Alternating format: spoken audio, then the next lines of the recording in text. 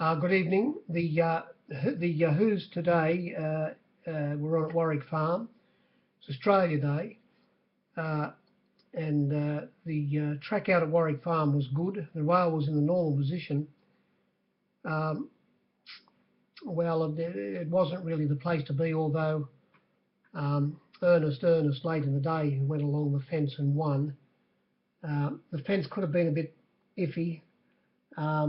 Most certainly in the distance races, with the strong northeasterly blowing all day, it was against the leaders in the distance races. Although there was a very good performance in the Australia Day Cup over 2,400 metres, in my opinion, because Shadows in the Sun was taken straight to the lead by proper Peter Roble, and he went along.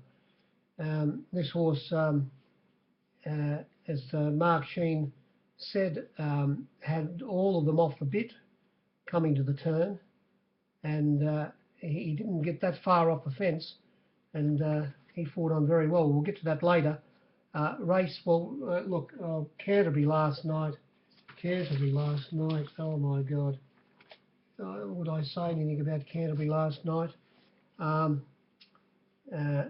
was no bias on the track. At Canterbury, there was a northeasterly blowing there as well. The fence, the rail last night was 3 out. The track was good. And as I say, there was a northeasterly blowing.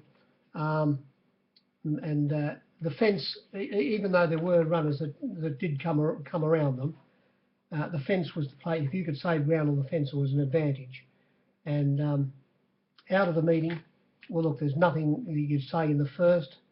The winner, Babiro, got a good suck up along the fence. It was held up trying to get out of the pocket. No hard luck stories there, really. The second race, no hard luck stories there. The winner, the 3 went across the line together. Nothing to say there. Charger Cant, it won by 7 1/4 lengths. Won very easily. Beware, the runners behind it are fair dinkum trotters. Not that it doesn't go that good, but it's be a bit aware of it, because, as I say, the forms, the other runners were legless. Race 4, there was a big plonk in this race. I must admit, I'm glad I didn't win, so I stood up for plenty. A runner called Coyote Miss, ridden by proper Peter Roble. Don't know whether it missed the kick. I think it missed the kick slightly, but then it got a good rails run. It was a huge result for the captain this race. Harlem Shuffle, another first starter, as was Coyote Miss. The young girl on it, Harlem Shuffle, it was $25 out to $50 or $61. She eased at the start and went back to third last position and found the fence, and she was on the back of Coyote Miss. And before the turn, Peter Roble has moved off the fence. The young girl had no option but to go inside it, and it's always easy after the ball. If Peter Roble stays there, well, he gets the race, but he gave the run to the 50-1 chance, and then he was held up for a good way down the straight, and with any luck, it should have won Coyote Miss. And as I say, it was very well backed, from as much as $11 into about $6 hard to get. The opening favourite in that race, Long Shadow, was extremely hard to lay. It went from $4 out to $6.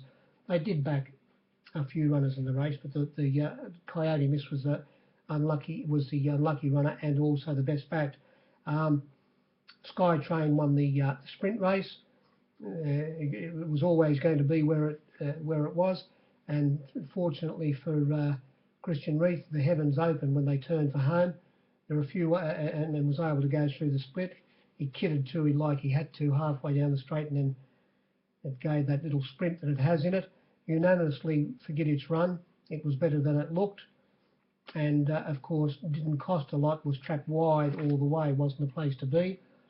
The next race, well, Sadler's Wish with the 3 off for the young girl, only had the 52, and there was a fast pace set in this race up front, and it came around them and won.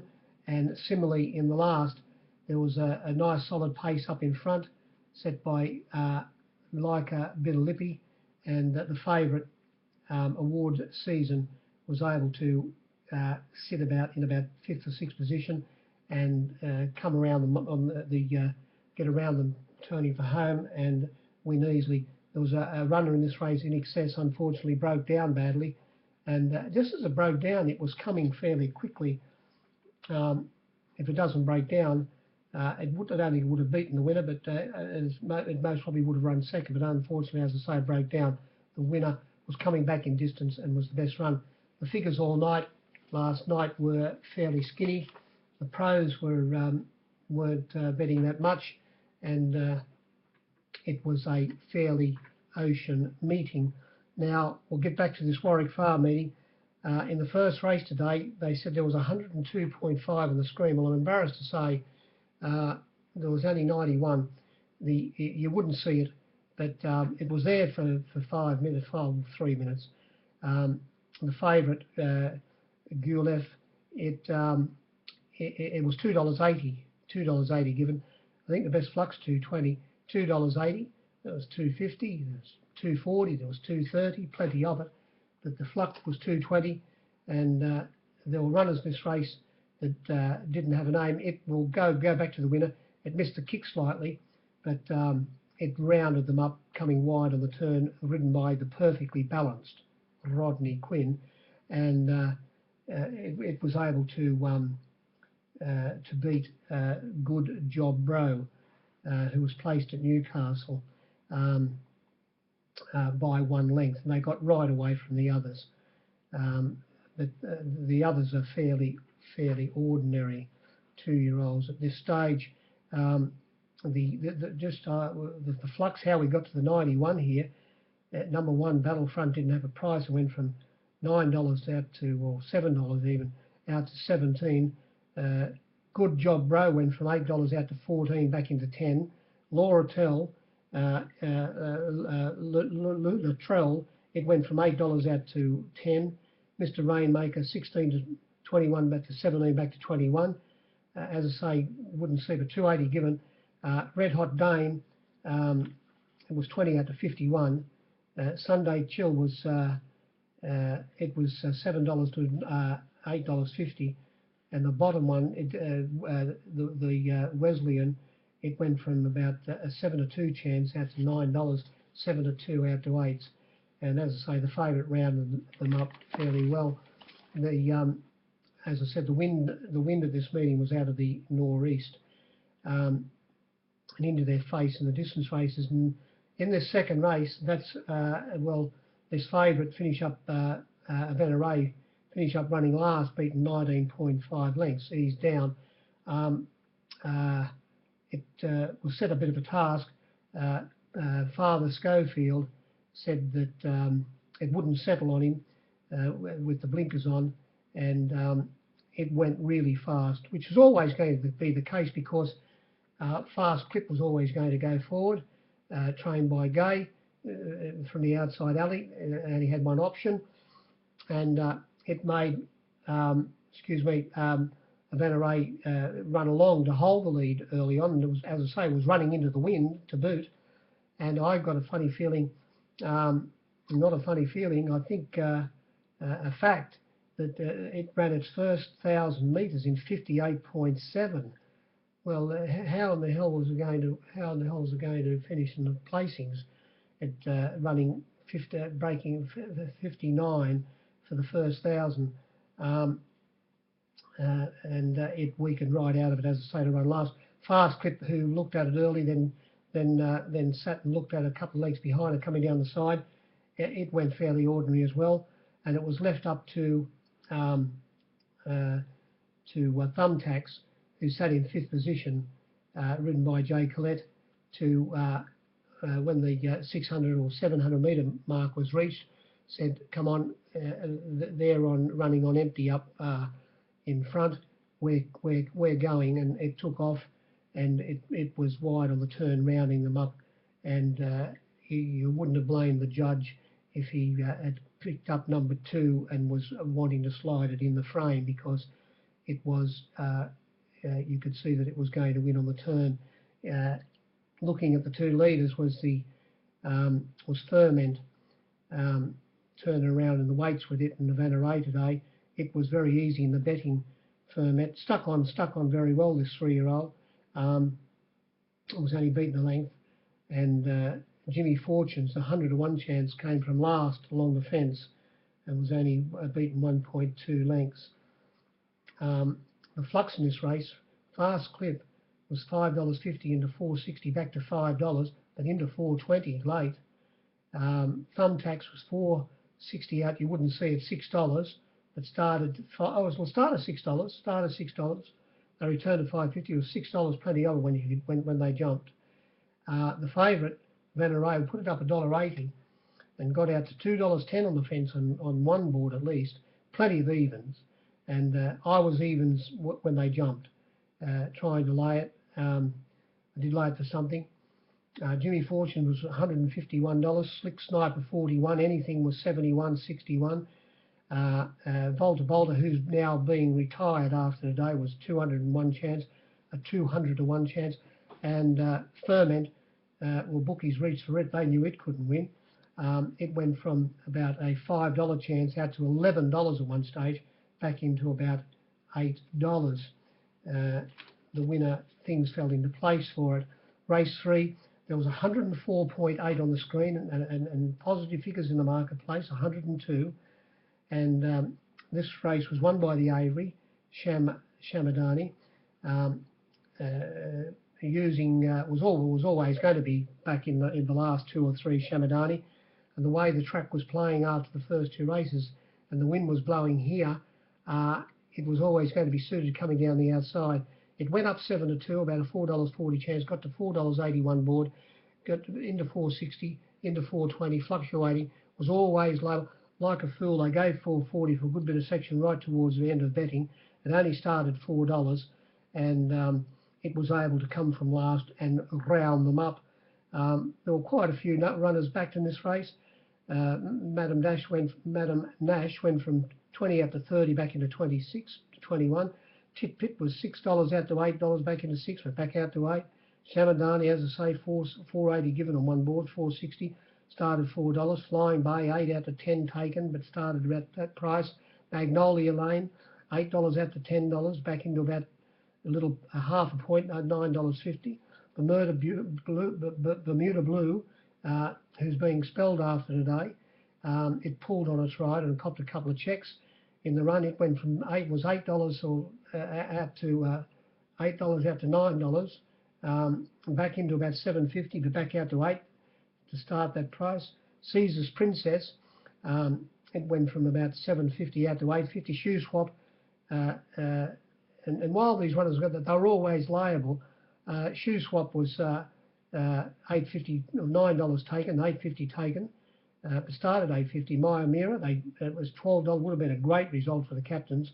$12 out to 17, and She's Cruising went from 14 out to 19, back into 17.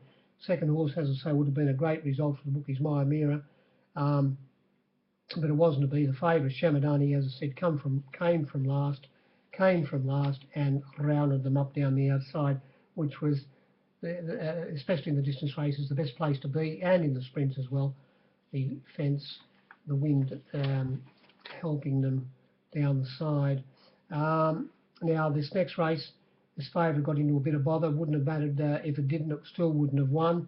I made a mistake here with the favourite, with the winner Zinzan Addy. With these rotten boards that we've got, of course, we pressed one of the buttons, and instead of pressing, I think it might have been number 2 silk pins out 2 wines late in betting, out 2 wines out to $21. I don't know how it happened, but Zinzan Addy, the winner, Zinzan Eddy, who I only marked it at 12 to 1 chance. Every mug's got to be right every now and again. was $26, and as I say, pressed the button to get number 2 out to $21, and for some reason, number 9 went out, and I didn't even know I had $41 on my board, and of course I was claimed, and I laid something against it at the $41. It was still a good result, and it sat right behind the leader on the fence. The leader was Almighty Charge, Gay, Almighty Charge. They said they were going to ride it closer today, and they did. It led, and the winner was behind it on the turn. And when they swung for home, of course, they got away from the 18 pence. They got out into the middle of the track, and Zinzan Eddie got inside Almighty Charge and held off that runner, who fought on very well down the straight of Almighty Charge. There was a bit of tightening and shuffling towards the line, with one runner coming out relaxed and happy, causing a bit of interference to 3 runners, but there were no protests, and the favourite was disappointing. Now, they returned this favourite $1.40, 5 to 2 on. I did lay it, but I was $2.50 at the finish. You could have had 10 for 5 on with me, and I would have loved to have laid it. Of course, I would have loved to have laid it. Now it's got beat, but I was desperate to lay it before they jumped. And of course, unfortunately, that section didn't come along, but still got some section out of it. And it was a good result for the captains if you took on the favourite. By the same token, all of the other runners, the reason the favourite firmed up so much, as I say, the other runners were very hard to lay, especially number 1, Relaxed and Happy. It went from a $5.50 chance out to $13. It was 9 to 2 to 12s. Sat outside the leader, and it didn't get beat far, but the price fluctuation finished up telling the tale, and all of the others, Silk Pins was 16 or 15 to 21. The next runner, That's a Good Idea, was $8 out to 10.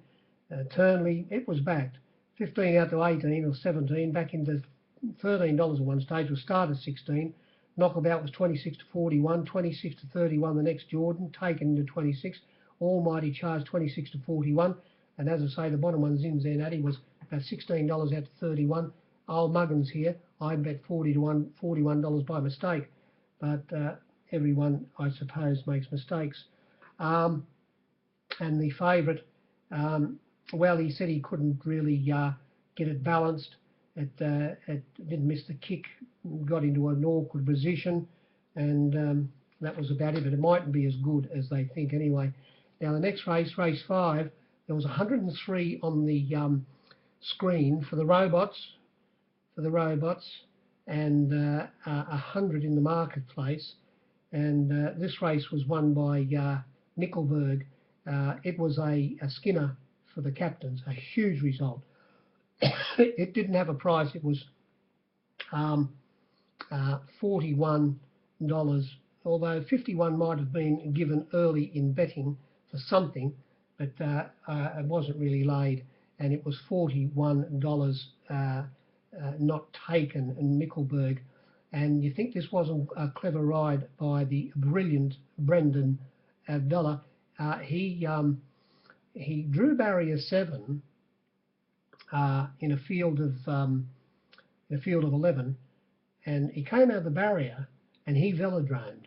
He went he went right out into the middle of the track, by leading clearly by himself, a good dozen or 15 horses off the fence, with the spinnaker out coming down the side, getting the lovely tailwind right behind him. And as he saw the turn looming up, he velodromed into the turn and might have only been 1.5 to 2 horses off it as he hit the bend. But then as he straightened up again, he got back to the middle of the track, and it was a very, very heady ride. He won by 0.8 of a length.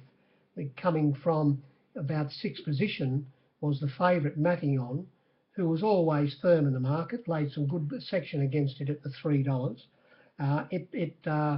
It loomed up as if it made a bit of a dash, but it was, I think I might have said it was very unlucky last start. Well, everybody saw it at Rose Hill, but it was always going to be we thought under its right price next start, and which turned out to be the case.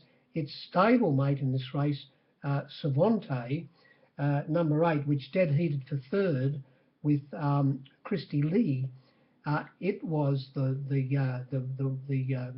Guy Walter runner that was sensationally back. Guy Walter had 3 runners in the race. Cannery Row, which was 16 out to 26.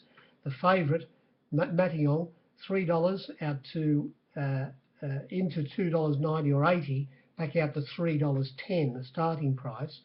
But Savante, who came from, I think the reason being the way the track was playing, Savante was always going to be back, resuming from a spell, drew a wide alley. It was going to be one of the ones coming down the outside, of course, and it was backed for a fair income poultice. It was $15 given, but plenty of 14 and 13. It started a 9-2 chance. It was 14s to 9-2 Savante. It was only beaten 1.6 lengths, dead heating, as I say, with Christy Lee, who it came from back in the field as well. But the winner, it came from behind it, from about, I think, from about second last position. Savante making up plenty of ground. But we go back to the winner here, and it was, as I say, a very heady ride. Save the captains, it was a great result. Written in the stars, number 1, very hard to lay, went from $6 out to 10. Cannery Row couldn't lay it at $26. No money for Micklebird or Melbourne. Emerald Downs, I had to go to $13 to lay it, and I got some section out of it. Emerald Downs went from $8 out to $13, Emerald Downs. Matillon, $3.10. Savante, I told you, in top gear, $26 into 17. Tygon, who ran second in top gear last start, 21 to 17. 30 out to 40, back into 30 shady green. And Christy Lee started 460 on my board, and I was able to lay good section against it at a bit of 440, but at also $4.60. A great result for the captains, Micklebird, and a heady ride. Race 6, there was 100, this was fat, 111.4 on the screen for the robots, and for the captains in the marketplace, there was a bit less, about 104, 105, and this was a very strong run. Last start, when running 4th at Rose Hill, it and the winner copped the most interference that day, Moriarty, who went on to win the Gosford Cup, and which proved that the form fairly good. Reuben Percival ran second in that race up at Gosford, and as I say, Shadows in the Sun, it was Moriarty went on to win the race, but Shadows in the Sun was held up at Rose Hill last start. Should have finished closer, and it was taken straight to the lead today. Went out of the straight the first time, and then went out of the straight and up the side they went along the Hume Highway side, and it had to run into the wind, and it wasn't dawdling along. Sitting on its outside was I Own the Lead, Travolta, and tucked away third on the fence was Ulona. The rider said it may have choked down, and they're going to put a tongue tie on it next start, Ulona. And on the back of the stablemate Travolta was Reuben Percival, who finished up running third, and Travolta running second. But when they came down the side, after it had set a good pace in front, the winner, ridden by proper Peter Roble, it then stuck close to the fence too. Not so much in the straight, but coming down all the way down the side, tied up against the fence. And before they got to the turn, he had all of the others off the bit chasing, and got a 2.5 length break, and that's what it finished up winning by. It won by 2.5 lengths, a very strong win, getting about 4 or 5 off the fence down the running. Excuse me. And as I say, Travolta and Reuben Percival, the stablemates, ran second and third. The others plugged away. Race 7, there was 105 on the screen for the robots and 99 only in the marketplace. And this winner, Ernest, well, I gave like a mug, $6.50 for a small bit of section, but I gave $6 for plenty of section in the outside ring. It was $6 on my board, and they jumped. Best luck, no better than $5.50. And excuse me again. And it settled down where it was always going to be in about third last, fourth last position, ridden by Jason Collette, and it never left the fence. He was in two minds what to do. Well, he couldn't do anything as the situation turned out turning for home. He would have looked to say, I'm going to get to the outside or a split, but it wasn't there for him, and he had to switch back to the inside, and it came right along the fence and won by a length, beating, which would have been a great result for the captains, Norma's Betty Boy. Excuse me. It sat third on the fence, and the winner got inside it. It held on for second, Norma's Betty Boy. Leading on the fence was number 1 Gun, who's a bit weak, but it finished up. It ran fourth, only beaten at 1.5 lengths. On his outside was Curanata, a little bit disappointing, but it wasn't a bad run, I suppose. And it went right along the fence, Ernest, and it was a bit too strong. This race, even though there was 99, I don't know about the other captains, but I found it very difficult to lay Deceiver. It opened up the $3 favourite, and it was $4.80 when they jumped, and it was 2s to 15 to 4, and it was extremely hard to lay. I'd say that most captains would have been cheering for Deceiver. It settled back well back in the field in about third last position, and it went terrible. It has to trial before it starts again. Deceiver's trainer, the very astute Danny Williams, said that it mightn't have handled the trip, or it might have been flattened in Melbourne when it ran down there last start. And as I say, it will have to trial before it runs again. There were quite a few runners backed in this race. Irish Jig was backed at one stage at $18. Curanata, they took 14 and 13 for plenty of section at one stage. It was into $10 or $11, started 13. Whisperosa, $4.60 out of $4.80. They only started $3.70, extremely well backed late in betting. Got trapped wide back in the field, and it's going for a spell now. And I think it pulled up lame as well. Number 1 Gun, like $15 in. They had a couple of plates of it. $15 into $11, $10. Ernest, I gave $6. Started that on my board. Norma's Betty Boy, 30 into 26. Magic Weekend didn't have a price. Magic Weekend went from $11, $12 out to 19. Deceiver, likewise, not a price. $3 out to 4.80. Radar, it was back. $12 out to 16. Only started $11 hard to get. Cosmo King, hard to lay, 16 out to 19. And the bottom one was 200 to 1 out to 400. Sensational Moment. The winner was most probably the best runner in the race. And then we came along to the last, and I said there was 111.2 on the screen for the robots. We got we squeezed about 4% out of this race. You wouldn't see it. I can't work out how only flucked $5 the winner. War Charm, trained by Danny Williams and ridden by proper Peter Roble. What does that give him? A treble, does it?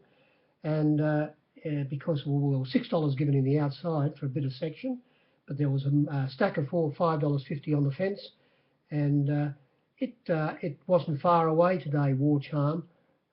It started the $5 favourite, but there were a couple of very well backed runners, especially Fireball. But it started the $5 favourite, War Charm, and it got a good run in the race in about 6th position off the fence, on the back of, looking at the leaders, on the back of Fireball, and also the second horse, Z Line. He was just tucked in behind them in a beautiful position. When they turned for home, leading on the fence and staying fairly close to it, which wasn't the place to be, was So Symbolic, who came across from 18 Alley, trained by Gay. It led.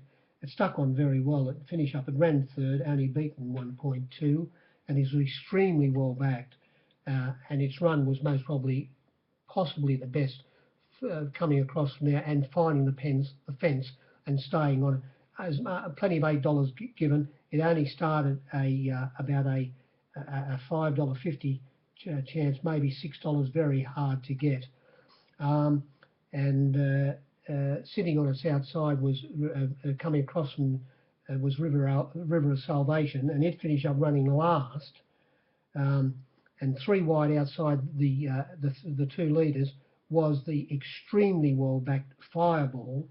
Now they had 3 plates of this, or even 4 plates of this to pros. They kicked off after it opened up at $17 and it got to 21 or 20. It was $21 into about 16 and 17 for a good bit of section, and then the 16 and 17 into about 14 and 15, hard to get, and then another good bit of section at the 14 and the 13 and the 12 and the 11, and then again they took the $10 towards the finish of betting.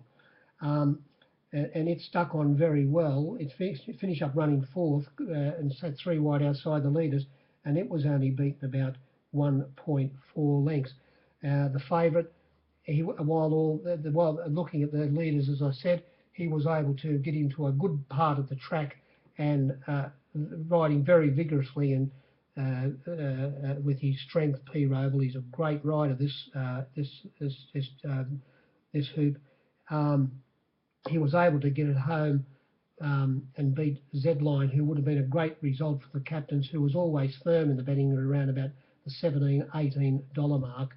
It got a good run getting onto the back of Fireball in the 3 wide position, and Roble got around the pair, as I say, to grab them near. Well, he was always looming up at the furlong, and you see he was just about to go. He was always just about going to get there, and that turned out to be the case. He won by 0.4 of a length. There were no really hard luck stories, horses who were held up or whatever, but as I say, possibly the best 2 runs in the race were So Symbolic and possibly Fireball, who did a bit of work in the run. That was about the meeting. There were quite a few punters there today in the marketplace, a little bit more than generally at Warwick Farm. So it's no good complaining. We've got to try and keep the game going. There's a darn meeting on every day. Newcastle's on tomorrow. I'm not going to Newcastle.